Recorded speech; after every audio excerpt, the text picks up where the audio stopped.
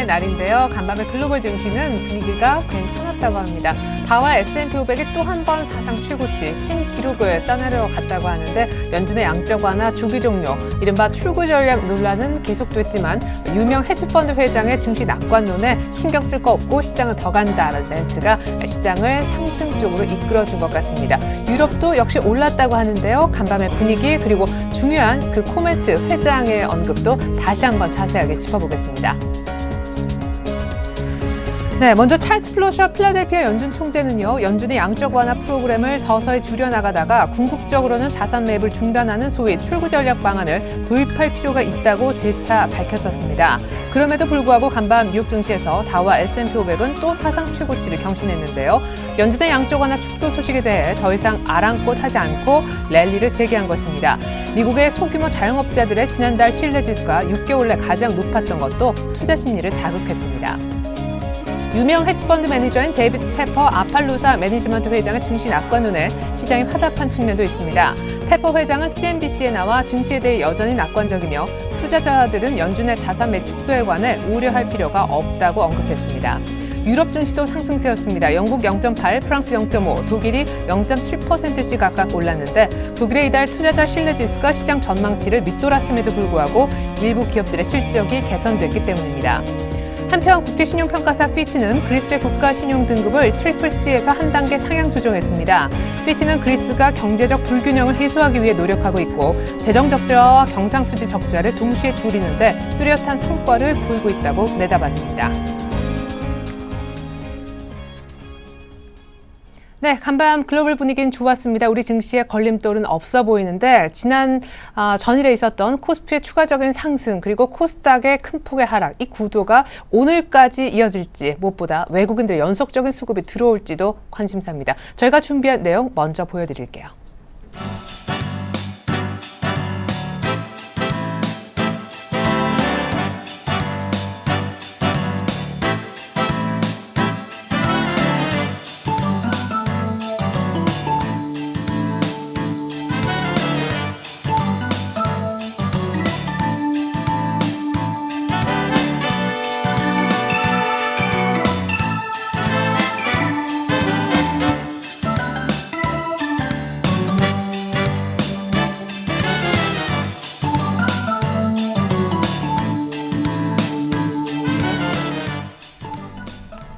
네. 전일까지 기관 매도 때문에 밀렸던 코스닥에는 관망하자라는 사인도 있는 모양인데 잠시 후 작전 타임 시간도 준비가 되어 있으니까 계속해서 관심 기울여 주시면 고맙겠습니다. 먼저 오늘 개장 5분 전인데 시초가 공략주부터 알아볼게요. 메리츠 종금증권으로 갑니다. 강정훈 부장님 안녕하세요. 네, 안녕하세요. 네, DAP가 어제 좀 아쉽게 끝난 것 같아요. 장중에는 두 자릿수까지 밀리기도 했었는데 이렇게 되면 신고가 약간 내더니 지금 5거래 연속이나 음봉이 나왔습니다. 오늘 반등할 수도 있을 것 같은데 그냥 원칙대로 손절해야 되는 건지요? 네, 원칙대로 손절 장중에 9,500원 터치를 했기 때문에 9,900원에 시초가 출발했습니다만 제가 제시한 9,500원 하회하면 무조건 손절로 말씀드린 바 있습니다. 어제 코스닥이 장중에 워낙 급락이 좀 전체적으로 심한 모습이어서 DAP 역시도 일단은 원칙적으로 손절이 맞다라는 말씀드리겠고요. 혹시라도 손절을 못하신 분은 오늘 반등 시에 매도 관점 계속 유지를 해야 될 것 같습니다. 자, 아쉽지만 그냥 DAP는 일단은 보내야 되겠고요. 오늘 시초가에 들어가 볼 만한 종목이 크루셜텍, 이렇게 되면 재공략 종목이 되겠네요. 네, 지난주에 제가 추천을 드린 바 있었는데, 네. 오늘 크루셜텍 다시 한번 어제 기술적으로, 장중 지지, 특히 이제 플러스 전환이 되는 모습을 좀 보였는데요. 역시 이런 부분들 때문에 다시 한번 크루셜텍을 준비를 했습니다. 이 크루셜텍은 휴대기기 입력장치 전문 기업이고요. 2007년 1년도에 설립되고, 2010년도에 코스닥에 상장된 회사입니다.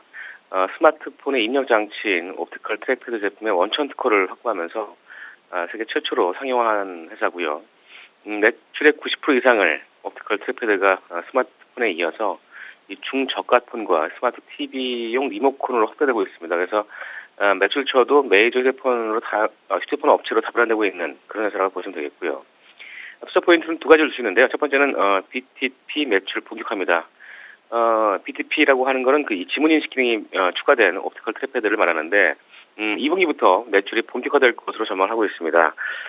지난해 애플이 BTP 관련 가장 많은 특허를 보유하고 있는 어센텍을 3억 6천 달러에 이수하면서 지문인식 센서에 대한 관심이 높아지는 상황인데 크루션텍이 어센텍과 약 3년간 BTP 공동 개발을 했던 경험을 바탕으로 해서 이 지문인식에 대한 노하우를 축적해 왔고 2억 개 이상에 가까운 이 옵티컬 트래피드 양산 경험을 통해서 이 모바일용 그 센서 디자인과 패키징 부분에 경쟁력을 확보하고 있습니다.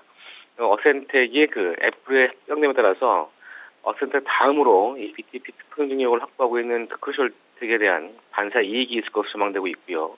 2분기부터 일본 스마트폰 업체에 BTP를 공급하고 있습니다. 그래서 올해 연간 BTP 매출액이 700억 이상으로 전망되고 있고, BTP는 그 옵티컬 트래피드 대비해서 수익성이 높은 부분입니다. 그래서 전체적인 영업이익률을 개선하는데 상당한 기여를 좀 할 것으로 전망을 하고 있는 상황이고요. 이런 부분들이 두 번째 투자 포인트 실적 턴어라운드를 전망할 수 있는데요.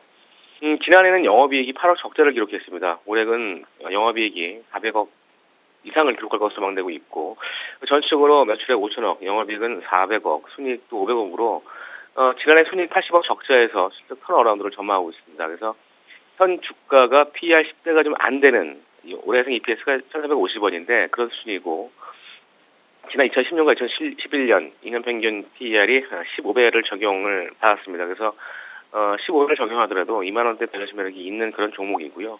어제는 외국인도 5만 3천 주의 순매수가 들어온 모습입니다. 그래서 최근에 코스닥 중소형주들이 실적이 받쳐주는 그런 종목들이 계속적으로 좀 강세를 보이고 있기 때문에 그런 옥석 가르기 측면에서도 크루셜텍에 관심이 충분히 좀 있습니다라고 말씀드리겠고요. 그래서 이런 부분들을 투자 포인트로 제시하도록 하겠습니다. 네, 무엇보다 맨 처음에 급락이 후 전일 더 빠지는 것 같다가 밑골을 달면서 외국인 매수까지 유입되는 걸 보고 오늘 재추천을 결심하게 됐다라고 하셨는데 가격 설명 끝으로 들어보겠습니다. 네, 역시 오늘 시초가고요. 목표가는 15,500원과 16,000원 밴드를 설정해 드리겠습니다. 손절가는 13,400원 하회 시에 손들어 대응하시기 바라겠습니다. 네, 21선 정도 손절 대응 얘기해 주셨습니다. 크루셜텍 재공약주로 설명 들어봤습니다. 강정훈 부장님 감사합니다. 네, 고맙습니다.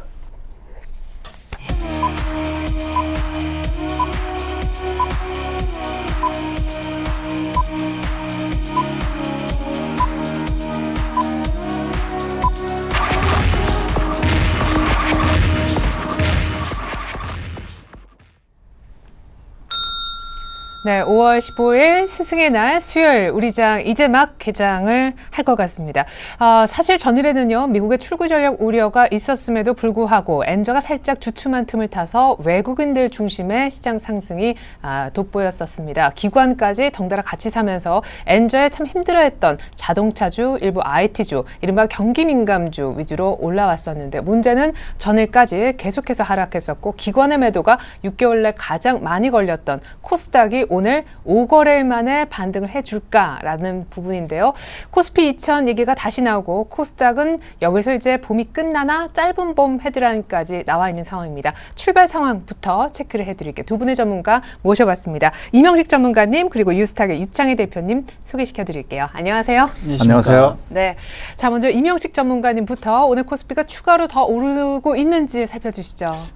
의외로 뭐 전일 너무 많이 상승을 했기 때문에 금일 같은 경우에도 뭐 계속해서 1970선에서 안정이 된다면은 뭐 다행이라고 판단이 되고요. 금일도 소폭의 오름세로 출발하면서 역시 1970포인트를 지지해주고 있는 그런 모습을 보여주고 있죠. 일단은 뭐 안정권에 진입한 그런 상황이 아닌가 이렇게 판단이 되고요. 시가총액 상위 흐름을 보면은 삼성전자 역시 뭐 금일 약보합권에서 출발하는 모습을 보여주면서 계속해서 150만 원대 전후에 등락이 형성되고 있고요. 전일 강한 상승 흐름이 전개되었던 뭐 현대차의 경우에도 단기적으로 물리목 조정이 마무리되고 다시 한번 20만 원대를 안착하기 위한 그런 노력이 현재 진행되고 있다라고 보실 수가 있겠고, 현대모비스, 한국전력, 기아차, LG화학까지 시가총액 상위 종목군들이 현재 그 보합권을 형성하고 있는 모습을 보여주고 있고요. 금일은 뭐 오랜만에 신한지주가 다시 한번 반등하는 그런 모습을 보여주고 있고, SK 하이닉스 다시 한번 뭐 전고점 돌파를 눈앞에 두고 있는 그런 상황입니다.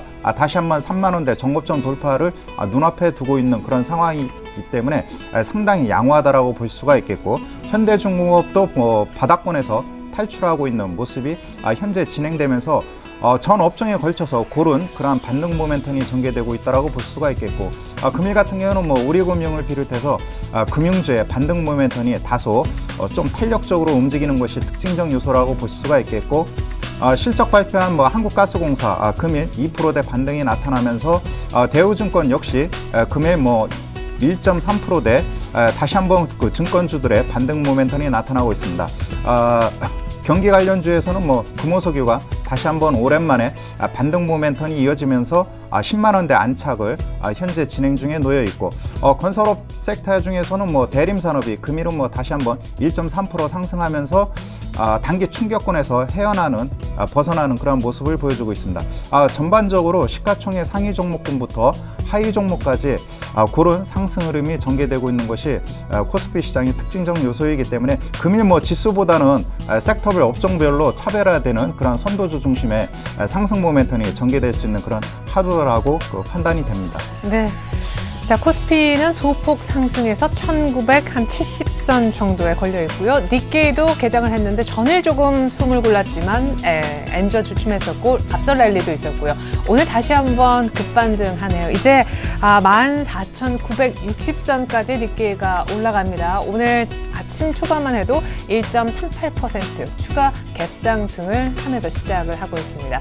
자, 이번엔요 코스닥인데 참 랠리를 계속 이어가면서 600전만까지 나왔던 코스닥이 이렇게 또 급하게 밀릴 줄이야. 오늘 분위기는 괜찮다고요? 네, 오늘 증시는 조금 코스닥 지수가 563포인트 정도 상태를 보이면서 지금 주가 상승이 형성되고 있는데, 일단 제가 보기에는 지금 뭐 어저께 조정이 좀 많이 나왔는데 뭐 그러한 부분들 지난주 목요일부터죠. 목금 월화 4일 정도 연속해서 어떻게 보면 음봉이 나왔던 부분들이 있는데 580포인트에 대한 저항이 작용했던 부분들이 있었고, 어떻게 보면 이제 그 지난주 목요일 금리를 인하를 하면서 코스피 중심으로 해서 주가가 좀 움직였던 부분들, 그때에서 코스피가 많이 올랐다는 건 아니지만 어쨌든 시각 자체가 이제 그런 대형주 위주로 약간 뭐 엔저라든지 이런 부분들이 좀 이슈가 움직이다 보니까 코스닥이 상대적으로 좀 소외를 받았던 부분이 있지 않나 생각을 좀 하고 있습니다. 근데 제가 보기에는 충분히 뭐 560포인트 초반대에서는 뭐 매수를 충분히 해야 된다라고 생각할 정도이기 때문에 뭐 최근의 하락은 오히려 저가 매수를 할 수 있는 기회라고 생각을 하면서 긍정적으로 좀 접근하시는 게 좋지 않을까. 뭐 과거와 같이 다시 뭐 500포인트 초반대로 뭐 530이나 520포인트대로 빠질 그런 시장이 아니라는 거 좀 상기하시면서 대응하셨으면 좋겠고. 그럼 기관은 오늘 코스닥 좀 사나요? 지금 이제 수급을 좀 보신다라면은 기관 같은 경우는 이제 그 코스닥 같은 매수를 한 17억 정도 매수를 좀 보이고 있습니다. 외국인은 한 4억 정도 매도를 보이고 있지만서도 어저께 보신다면 외국인 한 80억 정도 매도가 좀 나왔어요. 그러니까 어저께 보신다라면은 전체적으로 코스닥 쪽에서 이제 매물이 쏟아진 게 외국인은 그렇게 큰 매도가 나온 건 아닙니다. 네. 다만 이제 기관이 조금 코스닥에 대해서 1,000억 정도의 매도 물량이 쏟아졌다는 거죠. 그러니까 충분히 빠질 이유가 없음에도 불구하고 기관이 조금 과도하게 연기금을 중심으로 해가지고 매도 물량이 나왔던 부분들, 그러다 보니까 시장이 매물에 의해서 충격에 의해서 빠졌던 것이지 어떤 대형 악재가 터지거나 뭐 이런 거 아니었다라는 거. 네. 그렇기 때문에 제가 지금은 저가 매수를 할 수 있는 기회다라고 말씀드렸던 부분들이 하나의 그 이유가 되지 않을까 생각 좀 하고 있고요. 일단은 그 시가총액 상위 종목을 보신다면 일단은 아침에 전체적으로 지금 혼조세를 좀 띄고 있습니다. 코스닥 자체는 0.4% 상승세를 보이고 있지만 시가총액 상위 종목, 그동안 좀 많이 올라왔던 종목군들 중심으로 해서 어저께 차익 매물이 좀 쏟아졌기 때문에 이들 종목군들은 아직까지는 좀 눈치 보기 장세가 좀 이어지고 있다는 부분들. 어쨌든 최근에 조정이 좀 과도하게 나왔었던 부분이 있기 때문에 반등 자체가 좀 V자로 올라오기보다는 여기서 약간의 기간 조정, 에너지를 좀 모았다가 반등세가 이어질 수 있다는 거 열어놓고 대응하시는 게 좋지 않을까 생각을 하고 있습니다. 네. 자, 오늘 코스피도 코스닥도 소폭씩 강보합권으로 상승하면서 개장을 했다라는 말씀을 지금 드리고 있는데요. 외환시장 분위기를 역시 체크를 해봐야겠습니다. 오늘도 역시 KB 외환선물로 가볼게요. 정경팔 팀장님, 안녕하세요. 네, 안녕하십니까? 네, 전일 좀 눌리는 것 같았지만 오늘 급등 출발하면서 1110원대 회복했다면서요? 네, 그렇습니다. 오늘 서외환시장은 어제 종가 대비 8원 40전이 급등한 1115원에 개장했고요. 개장 이후에는 계좌가를 고점으로 소폭 하락 압력을 받으면서 시간 현재는 1113원 90전에 거래가 되고 있습니다. 달러 원이 어제 하루 숨고르기를 거친 후에 다시 상승세를 재개한 것은 글로벌 달러가 전 통화 대비 강세를 보였기 때문입니다. 달러 N이 102.43엔까지 상승하면서 최근 4년 반 동안의 최고치를 기록했고요. 유로 달러는 1.29 1호달러까지 하락하는 가운데 호주 달러 역시 미달러화에 대해서 0.99달러가 하향 돌파되는 등 글로벌 달러의 전 방위적인 강세가 이어지고 있습니다. 여기서 한 가지 특이한 부분은요. 뉴욕 증시의 강세가 지속되는 가운데서도 달러와의 동반 강세가 진행되고 있다는 것인데요.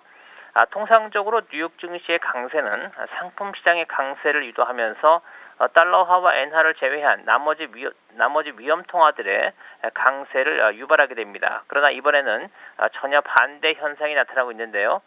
이것은 미 경제 지표가 호조를 보임에 따라서 미국 주식과 달러 등 미국 자산에 대한 호감도가 급상승하기 때문으로 보여지고요. 미 경제 지표가 호조를 보임에 따라서 외환 시장에서는 미 연준이 양적 완화를 축소할 것이라는 전망이 강화되고 있습니다만 여기에 비해서 주식시장에서는 이에 대한 우려가 크지 않은 점 또한 주식과 달러가 동시에 강세를 보이는 배경이 될 수 있겠습니다. 주식이 강세를 보이는 상황에서도 국제유가 등 상품시장이 약세를 보인다는 것은 그만큼 달러와 강세가 미치는 영향력이 크다는 것을 반증하고 있습니다. 상품 시장이 달러화로 가격이 매겨지는 만큼 달러와 강세에 따른 상품 시장의 약세 압력이 주식 시장 강세에 따른 상품 시장의 강세 압력을 압도하고 있는 상황인데요. 이러한 시장의 분위기는 기존의 달러의 상승에 영향을 받고 있는 달러 원에게 또 다른 환율 상승 재료가 등장했다는 의미로도 해석이 가능하겠습니다. 통화 정책적인 측면에서 보더라도 미 연준의 양적 완화 축소 가능성은 일본의 양적 완화 정책과 또 유럽의 마이너스 예금금리 가능성 그리고 호주의 추가 금리 인하 가능성 등과 서로 대비되고 있기 때문에 당분간 글로벌 달러의 강세를 제한할 재료의 등장이 쉽지 않아 보이고요.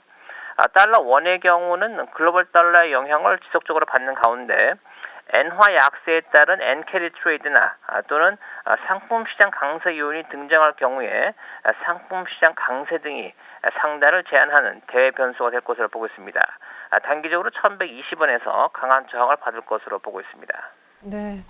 무엇보다 달러 강세 그리고 뉴욕 시장이 강하게 흘러가는 그런 구도에 대해서 설명 잘 드렸고 상품 강세 앤 캐리의 확대 정도가 원달러의 상단을 제한할 수 있는 그런 요인이다라는 것도 이해 잘 했습니다. 정경팔 팀장님 감사합니다. 네, 감사합니다.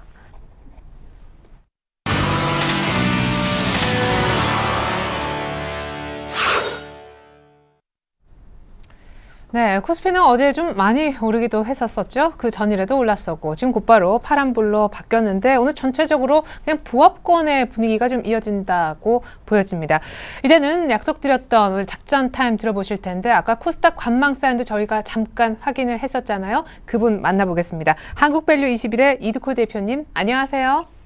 반갑습니다. 네, 코스닥에 관망하라는 사인을 저희가 잠깐 자막을 통해서만 확인해봤는데 또 구체적인 설명, 전반적인 작전 세워주시죠. 네, 일단 지난 시간에 말씀드렸던 것이 코스피 일봉 차트에서 241선이죠.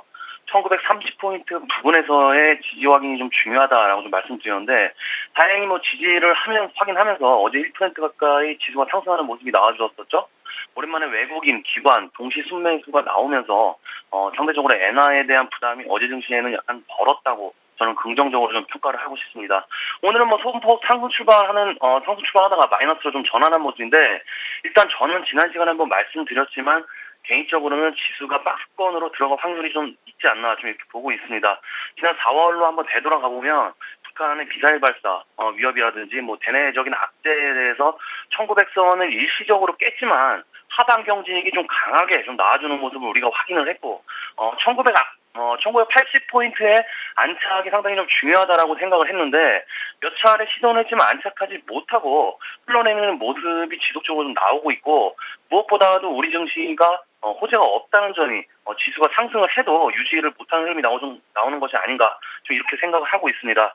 그래서 1987포인트가 이번 달에 5월선인데 이 5월선의 저항을 뚫어놓고 1980선에 안착을 해야 지수는 추가 상승이 가능할 것 같다 좀 이렇게 보고 있고요.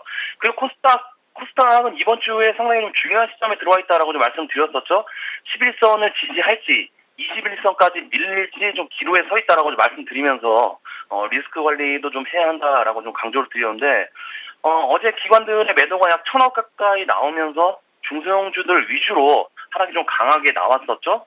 상대적으로 코스닥 시장이 좀 강세가 나오면서 코스피 시장이 좀 강세가 나오면서 기관들의 자금 이탈이 조금씩 강화가 되고 나오는 모습인데 그나마 강세를 보였던 중소형주들 중에서도 고평가되는 종목들이 좀 거론이 될 만큼 가격 거품 논란이 좀 나오고 있고 개인들의 신용잔고 증가 추세 또한 무시 못할 시점인 것 같습니다. 그리고 중요한 게 현재 보시면 그동안 코스닥 지수가 120일, 60일, 10일, 5일, 3일 순서대로 이 평을 지지받고 올라왔었는데 거꾸로 떨어질 때는 어제 보셨겠지만 한 방에 꺾어버렸죠. 22일을 기대하셨던 분들이 좀 계셨을 텐데 한 방에 21선 이탈을 했기 때문에 중소형주들 위주로 급락이 나오면서 2% 가까운 투매가 좀 나온 것으로 좀 보고 있고요. 개인적으로는 코스닥 지수로 540포인트까지는 하락을 좀 염두에 두고 있습니다. 코스닥 월봉 차트를 좀 보시면 지난달에 북한발 악재가 나오면서 월봉상 10월선을 지켜주면서 아래꼬리 양봉이 나왔거든요. 이번 달에는 전달 고점을 경신하고 나서 밀리는 모습이기 때문에 10월선을 다음에 지지할 2평이 5월선이 되겠고요. 이 5월 2평이 543포인트가 정도 되는데 이 코스닥은 5월 2평을 지지하는 확인 과정이다. 이렇게 좀 말씀을 드리겠습니다. 그래서 개인 투자자분들 중소형주를 위주로 좀 많이 들고 계시는데 각자 내 종목이 신용이 좀 얼마가 되는지 그리고 공매도나 대차장고 추이는 어떤지 좀 살펴보시는 것도 현재 시점에서 리스크 관리를 하면서 수익을 챙길지 아니면 손절할지 유고 가치를 판단하는 하나의 기준을 좀 세워놓는 것도 좋지 않나 좀 이렇게 말씀을 드리겠고요. 오늘은 코스피, 코스닥 모두 보유주 위주로 대응하는 게 맞지 않나 이렇게 생각을 하고 있습니다. 코스피에서 추가 상승을 한다면 1980선을 안착하는지 이 여부도 확인하는 것도 중요한 시점인 것 같고 코스닥 시장도 현재 기술적인 반등이 좀 나오고 있지만 유지될지 그리고 어제 저점이죠. 554포인트가 종가상 이탈될지도 상당히 관심사기 때문에 일단 저는 오늘 오르는 종목들 추격 매수나 공격적인 매수보다는 관망하면서 시장 상황을 조금 더 지켜보자 쪽으로 좀 말씀드리면서 정리를 해드리도록 하겠습니다. 오늘 작전 타임은 여기까지입니다. 고맙습니다. 네. 코스닥은 5월선 정도 지키는지 아마 확인하려 할 것이다 라는 작전까지 들으셨습니다. 지금까지 한국밸류21의 이득호 대표님의 작전 들으신 거고요. 계속해서 출발 키포인트 브리핑이 이어지겠습니다.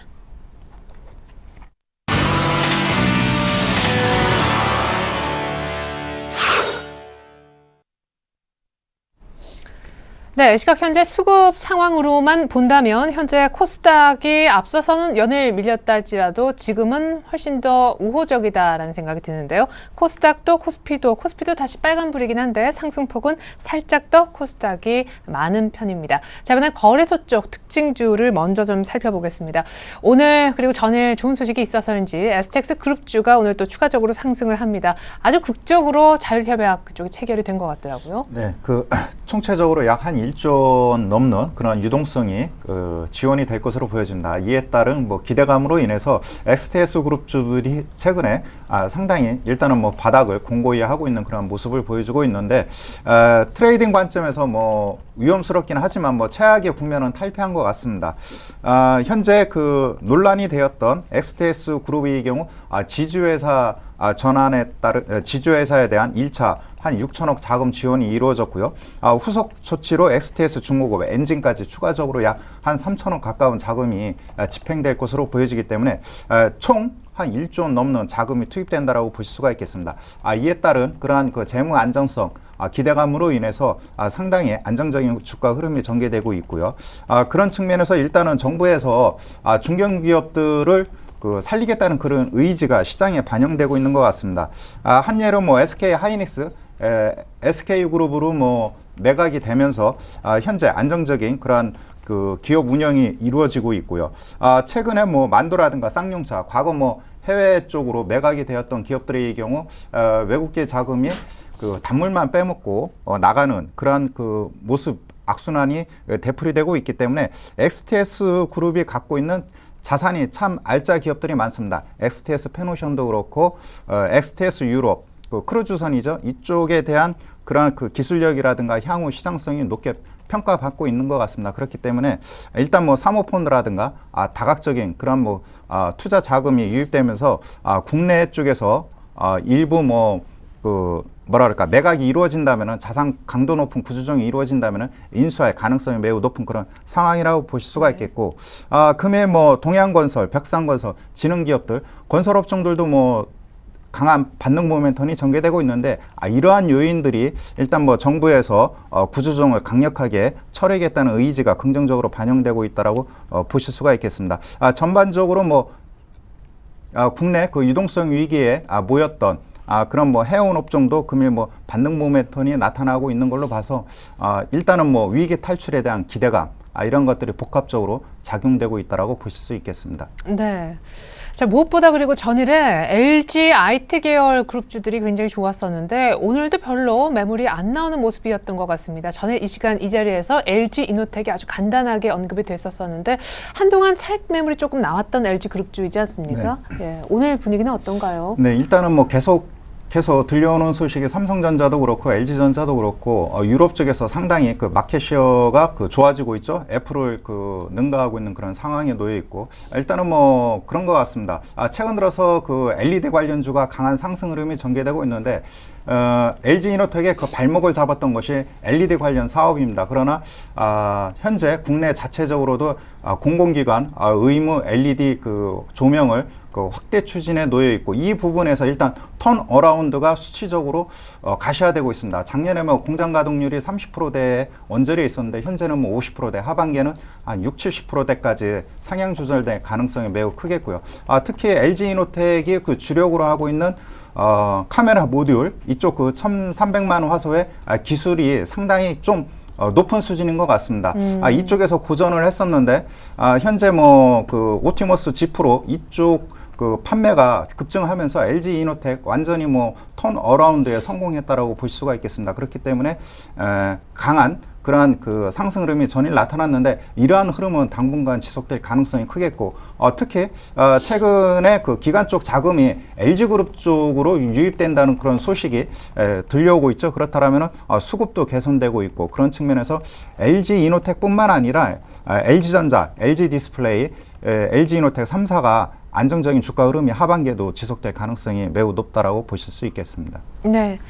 자, 이번엔 코스닥 쪽으로 한번 가보겠습니다. 실적이 전일 장 마감 이후 나왔던 좀 관심 많은 분들이 갖고 계시는 종목이죠. YG엔터테인먼트 오늘 흐름 한번 살펴보겠는데 실적은 예상치 부합했다라는 분석이 있더라고요. 네, YG엔터테인먼트가 실적 자체는 뭐 생각했던 것만큼 나왔는데 주가 자체는 그렇게 큰 힘을 못 내고 있다는 부분들.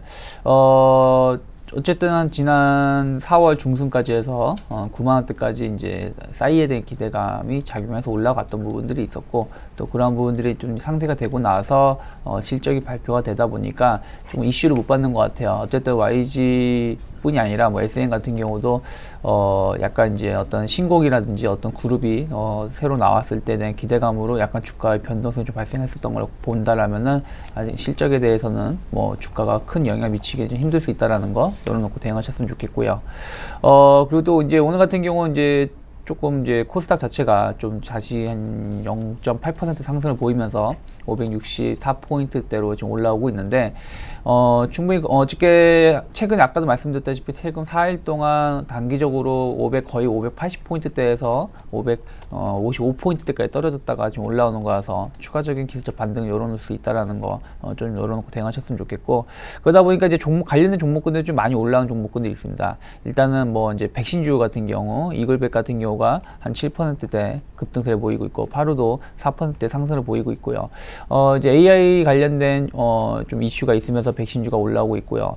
또 이제 그 살인진들이 의심하죠. 뭐 제주도에서. 그러니까요. 네. 뭐 외국에서만 있는 줄 알았는데 우리나라도 제주도에서 살인진들기에 대한 의심 환자가 조금 나왔다고 어저께인가요? 그저께 뉴스가 나왔죠. 그러다 보니까 이제 그 관련된 종목군들이 조금 움직이고 있는데, 이게 이제 조금 어떤 뭐 이거는 뭐 아까 말씀드린 AI 관련된 백신하고 좀 다르게 어떻게 대응할 수 있는 방법이 없다 보니까 관련된 종목군들이 조금 많진 않아요. 많지 않다는 부분들. 그리고 또 이게 과연 효과가 있을까라는, 예를 들어서 만약에 극세사 이불 같은 경우죠. 근데 이미 진드기에 들어온 상황에서 극세사 이불을 바꾼다고 해서 어떤 효과가 있겠느냐, 아니면 이런 부분들이 좀 작용하고 있기 때문에 관련된 종목군들이 있습니다. 웰크론이라든지 대한유팜, 보령제약, 녹십자 등이 있는데 보령기하고 녹십자 같은 경우는 보령기약 같은 경우는 그 진드기를 채취하는 뭐 그런 약을 그런 걸 만든다는 회사이기 때문에 좀 이슈가 있지만은 이런 종목군들이 뭐 크게 올라오거나 그러진 않다라는 거 좀 보셨으면 좋겠고, 음원 관련해서 그동안 이제 KT 뮤직이 한 4일 가까이 상한가를 기록하다가 어저께 상한가가 멈췄고 오늘은 소폭 약세를 보이고 있는데, 오늘은 이제 캔들미디어가 좀 상승세를 상한가를 기록하고 있습니다. 구글이 이제 그 스트리밍 서비스를 구글 플레이를 이제 뭐 내일이나 내일 모레 시작할 수 있다는 얘기가 나오면서 나왔던 부분하고, 캔들미디어가 구글하고 음원, 영화 뭐 이런 부분들에 대해서 공급을 하겠다는 계약을 했다는 얘기가 나오면서 상한가로 지금 기록하고 있고요. 그러다 보니 앞서 상한가 이렇게 기록하다 풀렸는데 다시 이렇게 상을. 네, 그러니까 아침에 그 뉴스가 나오고 나서 쭉 끌어올리고 이제 다시 상한가 풀렸다 다시 상한가 기록하고 있는데, 일단 뭐 캔들미디어 그 회사 자체가 워낙에 이제 조금 여러분들 알다시피 뭐 엄청난 우량주는 아니잖아요. 그러다 보니까 조금 단기적으로 좀 이슈가 작용했을 때 올라오고, 또 이 앞에서 지난주죠. 월화에 좀 올라왔던 부분들 1200원대 갔다가 좀 차익 매물이 쏟아졌던 부분들이 있다 보니까 거기에 대한 매물이 단기적으로 악성 매물이 있었던 부분들이 작용했다는 부분들 좀 지켜보셨으면 좋겠는데, 일단 1250원 오늘 상한가가 기록이 된다라면 내일도 추가적인 상승도 가능할 수 있다라는 거, 그렇다고 내일 상한가 갈지 안 갈지 모르겠지만 일단은 그러한 부분을 지켜보시면서 보유하고 계신 분들은 대응하셨으면 좋겠고요. 또 하나가 이제 그 건설주들, 중소형 건설주들이 많이 오르고 있는데 그건 제가 이따 좀 말씀드리고, 중국 식품 포장 같은 경우가 이제 공개 매각, 그러니까 상장 폐지를 하기 위해서 공개 매수를 하겠다 얘기가 나왔습니다. 그래서 그 공개 매수가가 4,500원이에요. 그러다 보니까 뭐 그 4,000원 이하에서 4,500원 공개 매수하겠다 얘기가 나왔기 때문에 오늘 상한가를 기록을 했고, 내일도 뭐 4,500원까지 올라갈 수 있겠죠. 근데 중요한 거는 오늘 점 상한가가 나왔고, 그리고 내일 더 추가적인 상승이 나온다. 내일 한 5%에서 한 7%만 올라와도 4,500원에 도달을 하거든요. 네네. 그러다 보니까 그렇게 되면 이제 이거를 매수하는 의미가 없다는 부분들, 그렇기 때문에 뭐 이미 그 개장하기 전에 뉴스가 나와서 상한가를 기록했기 때문에 뭐 이런 어차피 상장 폐지를 앞두고 있는 종목이기 때문에 굳이 신규로 접근할 필요까지는 신규로 접근할 필요는 없다라는 거 열어놓고 대응하셨으면 좋겠습니다. 예.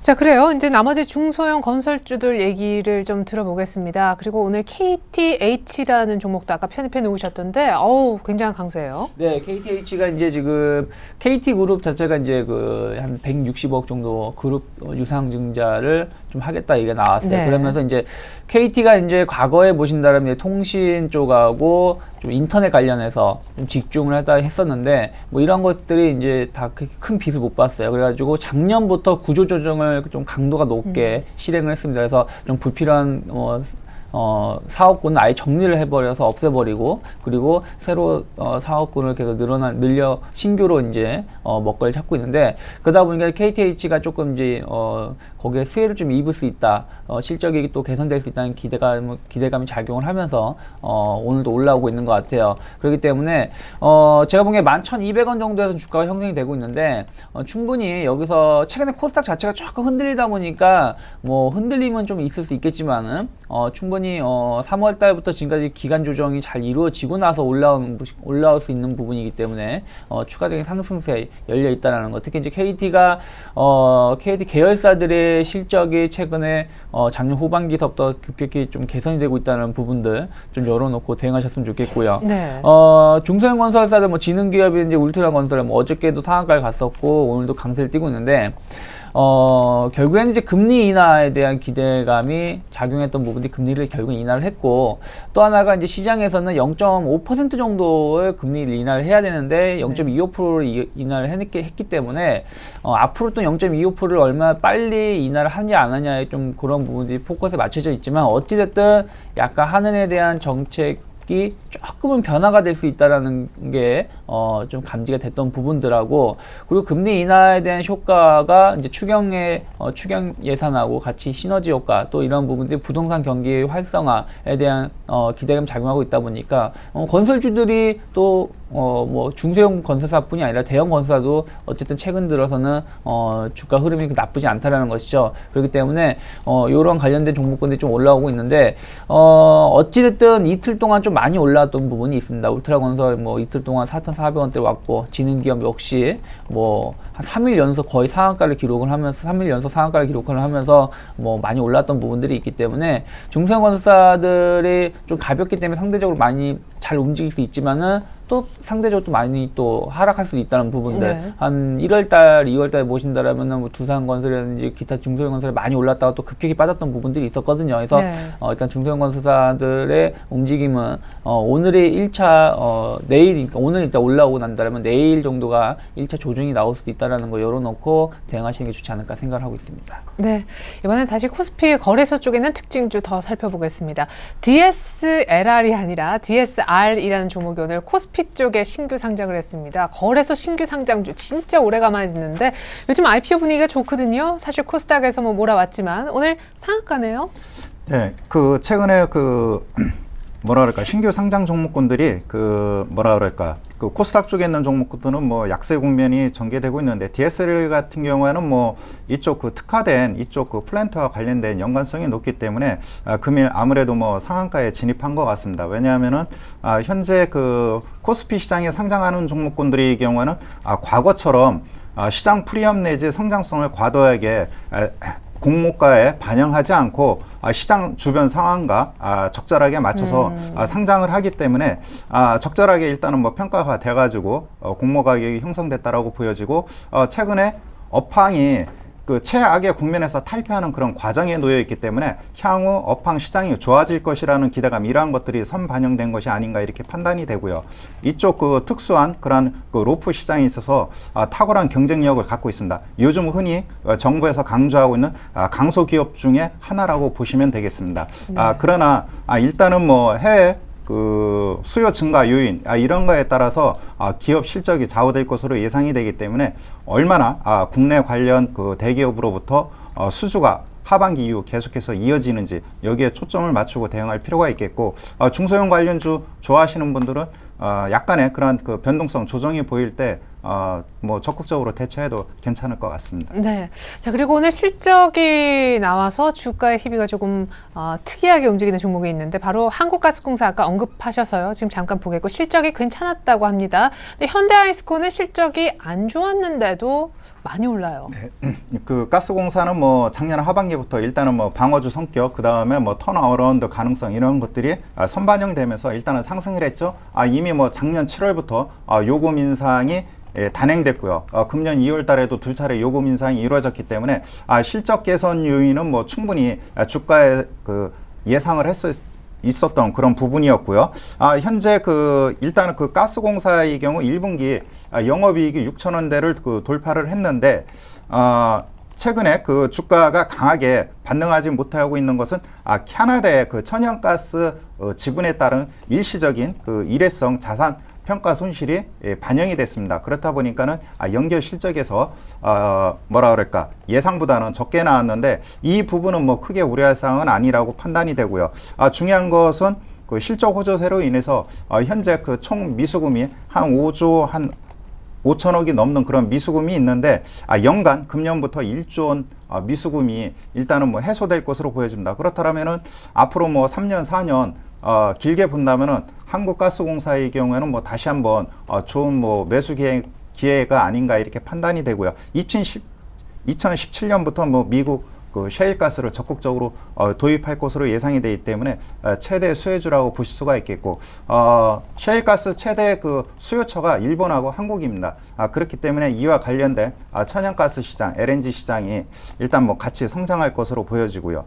일단은 현재 그 내수주의 상승 탄력이 약간 둔화되고 있기 때문에 장기 투자자라든가 저가 매수를 고려하시는 분들의 경우는 펀더멘탈상에서 일단 검증이 됐기 때문에, 일단은 뭐 저점 매수 타임을 여유 있게 잡아두고 대응해도 괜찮다라고 판단이 되고요. 현대아이스코의 경우에는 뭐 최근 급락 국면에서 가파르게 탈피하는 그런 모습을 보여주고 있죠. 이러한 요인은 뭐 5월달 들어서 당진 공장의 내년 2공장이 그 가동이 되고 있고요. 중국에서 자동차 판매가 계속 선전을 하고 있는데 브라질 그 다음에 천진 공장 중국 공장이죠. 예, 이쪽에서 계속해서 하반기 갈수록 공장 가동률이 높게 형성될 것으로 예상이 되기 때문에 실적 턴어라운드에 따른 그런 기대감으로 1분기 실적은 미미했지만 3, 4분기 좋아질 것이라는 기대감이 주가에 선반영되고 있다고 보실 수 있겠습니다. 네. 자, 이제는 전일 수급 특징주 보고 오늘장 조언까지 확인하겠습니다. 거래소 수급 특징주는 좀 빠르게 볼게요. 자, 거래소에 어제 외국인들이 1,600억대 초반 정도 매수가 들어왔었죠. 가장 많이 산 거는 삼성전자, 그리고 IT로 도배되는 SK 하이닉스, 그리고 LG 디스플레이, 그리고 LG전자, 사이에 잠깐 LG U+가 있었습니다. 방어주, 내수주 쪽 정리했고요. 기관의 매매 종목도 저희가 정리를 해보니까 기관도 어제 쌍끌이 매수였습니다. 역시 1,200억대 초반 정도 같이 매수한 종목은 역시 독보적으로 많이 레버리지 사고 인버스 팔았음이 여실히 드러나고 있고요. 그래도 KT를 사줬네요. 한국전력도 매수했고 기아차 어제 기관이 사줬던 것 같습니다. LG화학도 어제 M&A 얘기 나왔던 주인공 중에 하나였는데 매수 상위 들어가 있고요. 자, 간단한 분석과 오늘장 조언 들어보겠습니다. 네, 그 예상대로 SK 하이닉스, LG그룹주 외국인 매수세가 오랜만에 다시 유입됐고요. 중요한 것은 삼성전자 매수세가 얼마나 꾸준히 유입되느냐, 여기에 포커스를 맞춰야 될 것 같습니다. 삼성전자에 대한 그 매수세가 지속적으로 이루어진다면은 주가 상승에 대한 기대감이 높아질 수 있다라고 보실 수가 있겠고, 반대로 기관들의 경우에는 뭐 LG그룹주 차익 실현 하는 그런 모습이 나타났죠. 반면에 LG화학이라든가 기아차 최근에 낙폭이 컸던 종목군으로 저가 매수세가 나타나고 있는 그런 모습을 보여주고 있죠. 역시 기관들의 경우는 차익 매매 위주로 일단은 뭐 적극적으로 발빠르게 대처한다라고 보실 수 있겠습니다. 네.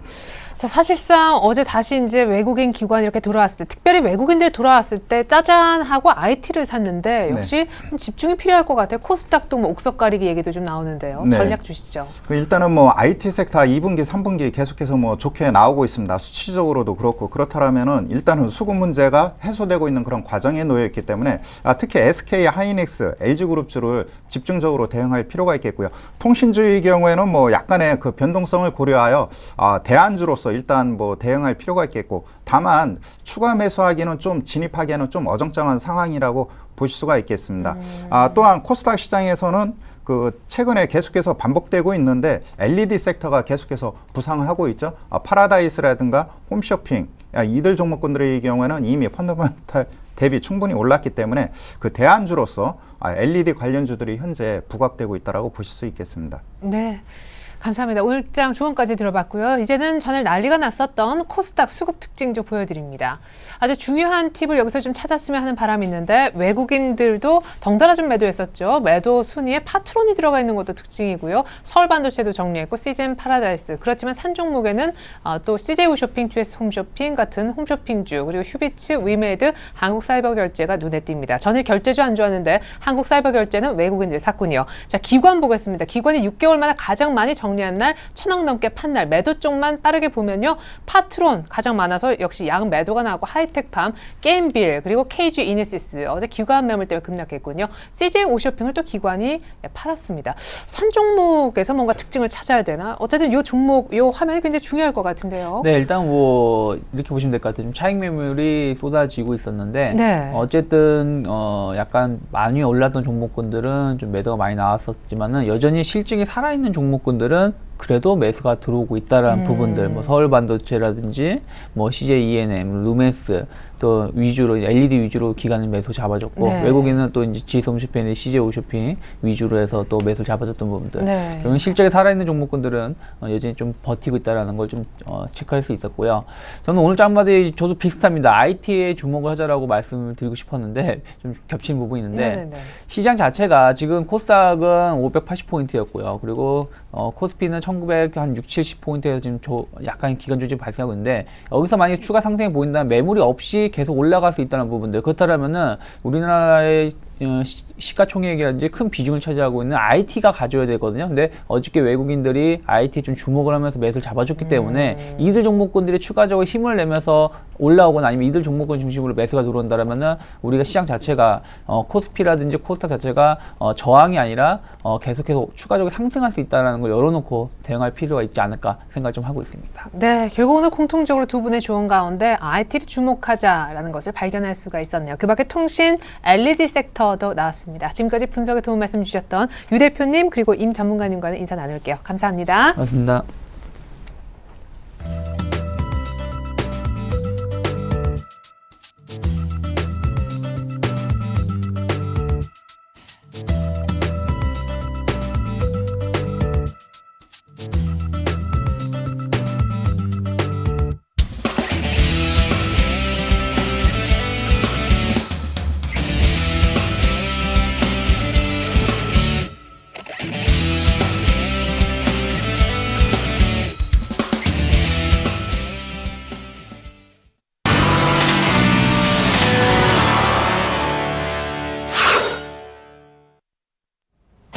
안녕하세요. 주식승천 AS센터 김혜영입니다.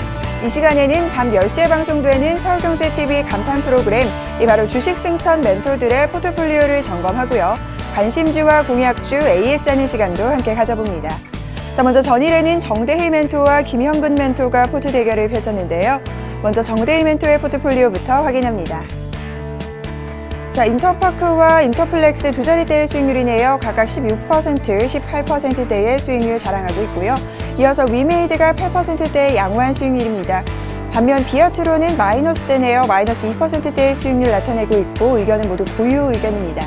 반면 테크윙은 입절 처리된 종목인데요. 이 실적 발표 후 기대감이 낮아져 반등이 크지 않아 입절 처리한 것으로 보입니다. 자, 이어서 신규 편입된 종목으로는 오늘 사파이어 테크놀로지 매수가는 39,800원입니다.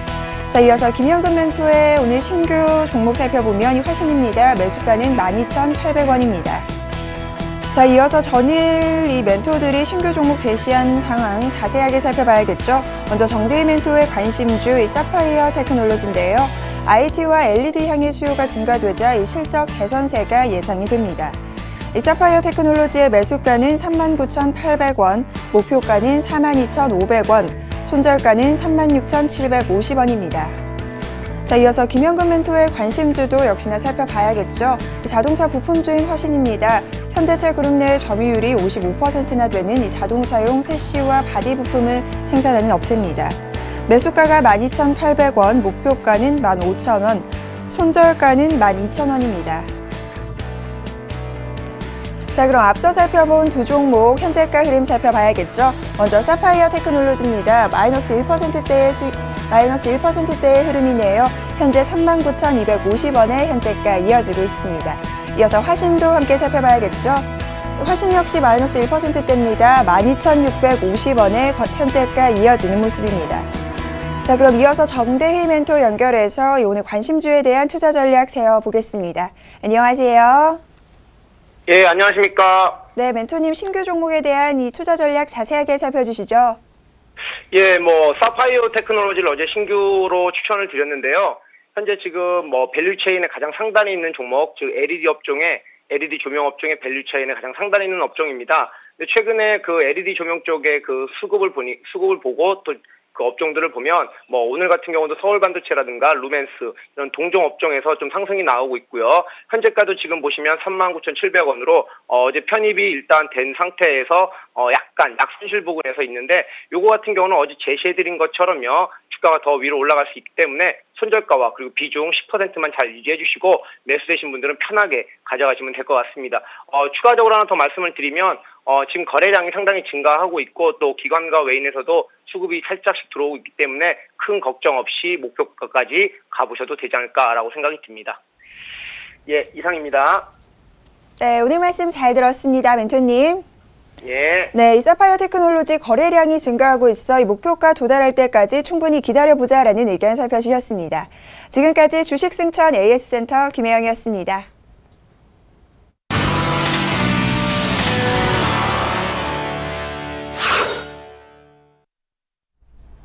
네, 오늘 외국인들이 하루 만에 매도로 스탠스를 바꾸면서 1970 지키기 버거워하는 모습인데 일본은 아주 마디 지수를 뚫어버렸습니다. 엔저의 힘일까요? 니케이 지수가 약 5년 만에 15,000포인트를 돌파했다는 소식 속보로 전해드리겠습니다. 그래도 우리 코스닥 오늘 반등을 주고 있습니다. 자, 계속해서 글로벌 이슈 속 숨겨진 의미 알아보겠습니다. IM투자증권으로 가죠. 김동섭 이사님 안녕하십니까? 네, 안녕하세요. 네, 고수익을 쫓는다는 미국의 헤지 펀드들이 유로화에 눈을 돌리기 시작했다는 소식이 들어와 있습니다. 유로존 경제 이제는 최악을 탈피했다고 보는 것 같아요. 헤지 펀드들이 지금 그 유로화에 눈독을 들이고 있다라는 얘기가 나오는데 아마도 그 현재 유로존 상태가 최악을 모면했다라는 생각을 좀 많이 하는 것 같고요. 제가 보는 경우에도 유로존이 망할 상황은 아니지 않았습니까? 그렇다면 주가가 많이 빠지거나 아니면 이제 막 살아나려고 하는 그런 상황이라면 유로화에 좀 관심을 가져야 될 것 같고요. 유로화가 이제 강세에서 약세로 반전시키기 위한 ECB의 노력이 점차적으로 시장에 나타날 확률이 높습니다. 지난번에 기준금리 인하에 대한 부분, 그다음에 요즘 또 예금금리 인하, ABS에 대한 부분, 유로 본드 얘기까지 나오고 있는 그런 상황이라고 본다 그러면 유로존은 지금 어떻게 보면 유로화에 투자해볼 만한 가치가 있다라는 부분이죠.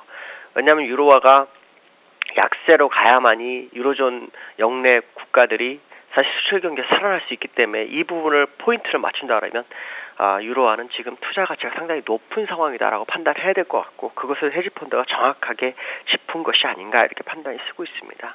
네. 한편 간밤에 찰스 플로셔 연준 총재는 당장 다음 달 FOMC 회의에서부터라도 이르면은 이 출구 전략을 시행해야 된다라고 목소리를 또 높인 모양인데 하지만 미국의 출구 전략이 너무 빠르면은 아무래도 시장에 안 좋은 영향을 줄 수 있다는 보도도 역시 나와 있더라고요. 출구 전략은 그게 쉽게 되지 않습니다. 왜냐하면 물론 그 출구 전략이 이루어지기 전에 벌써 지수가 너무 많이 올랐다라고 생각하신 어떤 부분도 있지만 통화정책에서 진행되고 있는 상황 중에서 지표가 개선이 됐느냐라고 하면 전혀 그렇지 않은 상황이다라는 부분이죠. 그 얘기는 지금 양적 완화의 어떤 유동성에서 주가가 가고 있는데 유동성을 회수하거나 멈춘다 그러면 당연히 투자가들은 투자를 꺼릴 수밖에 없겠죠. 적어도 지표가 완벽하게 개선되는 모습을 확인시키는 작업이 들어와야 된다는 거고 그 지표가 개선되는 정도가 아니라 계속해서 자동적으로 개선되는 모습이 나타나야 한다라고 판단한다 그러면 지금에는 양적 완화의 종료보다는 오히려 종료할 수 있는 조건을 만들어 놓는 게 더 현명하다라는 부분이죠. 그 조건을 어떻게 만들 거냐에 대한 부분이라면 유로존에서 진행하고 있는 예금금리 마이너스를 통해서 미국도 역시 이 부분을 선택해서 FRB에 있는 자금 1조 5천억 달러가 투자를 유도하게끔 한다 그런다면 그 금리 인하 후 한 달 정도 후 한 달에서 6개월 사이부터 지표는 상당히 개선될 수 있다라고 판단하기 때문에 그 시점부터 사실은 출구 전략을 하는 것이 맞다라고 판단하고 있고요. 지금은 얘기를 해서 얻을 건 전혀 없는 상황이다. 오히려 많은 투자한 사람들로 하여금 국채에서 손을 떼게 하고 그 자금이 주식시장을 더 화랑으로 만드는 그런 상황이다라고 보시는 게 맞겠고요. 지금 봤을 때는 출구 전략은 벤 버네키 의장 임기 마무리한 시점 이후 새로운 연준 의장이 등장했을 때 아마도 시장의 화두가 돼야지 맞다라고 판단하고 있습니다. 예, 감사합니다. 그리고 미국, 유럽, 그리고 우리나라, 물론 앞서 일본도 있었고 최근에 폴란드도 얘기하셨고 인도 다 기준금리 내렸는데 이스라엘까지 기준금리를 긴급 회의를 통해서 내렸다는 소식을 들었습니다. 진짜 환율 전쟁이 벌어지고 있는 건가요? 전쟁은 시작이 됐죠. 다만 올리렌이라는 유로존 집행이사 이런 사람들은 엔화 약세가 의도적으로 한 게 아니라 일본 내부적인 문제다 이렇게 치부를 하고 있지만 그거는 일단 눈 가리고 아웅거리는 거고요. 제가 볼 땐 전쟁은 시작이 됐습니다. 이 전쟁은 각국의 엔화 약세로 인한 각국의 환율의 절상이 시장을 압박하기 때문에 아마도 각국은 전부 각 나라의 환율의 하를 요구하게 되죠. 여기서 우리가 기대할 수 있는 게 하나가 더 있죠. 중국이 경기 부양을 할 것이냐, 금리 인하를 할 것이냐, 여기에 포인트가 시장에 맞춰진다라고 보시면 될 것 같고요. 제가 볼 때는 중국도 짧은 시간 안에 아마 금리 인하나 경기 부양책을 진행함으로 인해서 시장에서 살아남기 위한 전략을 구사할 확률을 열어두고 보시는 게 맞다라고 판단하고 있습니다. 네. 자, 사실 전일 좀 많이 올랐습니다. 외국인들이 돌아왔는데 이 연속적인 수급이 나오지를 않고 있습니다만 그래도 다시금 한 1970 부근까지 왔습니다. 사실은 뭐 간다 했던 코스닥이 좀 주춤거리고 코스피가 다시 힘을 내고 있는 국면이긴 한데 긍정적으로 이제 보는 시나리오대로 시장이 흘러가고 있는지요? 조언 들어보겠습니다. 제가 볼 때는 이제 우리나라도 장이 시작됐다고 보여지고 있고요. 지난 4월 달에 환율이 1145원대였거든요. 그거를 확보하는 시점부터 주가가 더 빨리 뛸 수 있다라는 생각을 한번 해보는 게 맞을 것 같습니다. 무슨 말이냐면 엔화 약세에 대한 시장의 반응이 적절하게 나타나는지를 확인하실 필요성이 있고요. 제가 볼 때는 추세적으로는 시장의 상승이 시작됐습니다. 문제는 얼마나 빠른 속도 따라갈지를 한번 생각해 봐야 될 것 같고요. 일본만 가는 것이 아니라 전 세계적으로 이제 정말 큰 상승을 한번 해볼 수 있는 그런 상황이고요. 엔화가 100엔인데 어떻게 그럴 수 있겠냐라고 생각했지만 시장은 참으로 재미난 게 124엔에서도 주가는 계속해서 상승했었다라는 겁니다. 거기 그 상황에 맞게 시장은 살아갈 수 있는 여건을 만들어 나가기 때문에 너무 두려워할 상황은 아니고요. 이제는 눌린다면 거기는 매수의 기회로 접근하시면서 상승에 베팅해 볼 만한 자리에 왔다라고 말씀드릴 수 있습니다. 네, 엔저 우려 딛고 시장을 갈 거다. 상승에 베팅하면서 주식 사보자라는 의견이셨습니다. IM투자증권 김동섭 이사님과 함께했습니다. 감사합니다. 네, 감사합니다. 네, 자 니케이는 역시 날아가고 있는데 코스피도 뭐 오늘 빠지는 건 아닙니다. 전일 급등했지만 버티는 모습. 코스닥은 그러나 5거래일 만에 드디어 반등하고 있습니다. 수급 코스닥 괜찮은 편인데요. 잠시 후 2부로 다시 오겠습니다. 고맙습니다.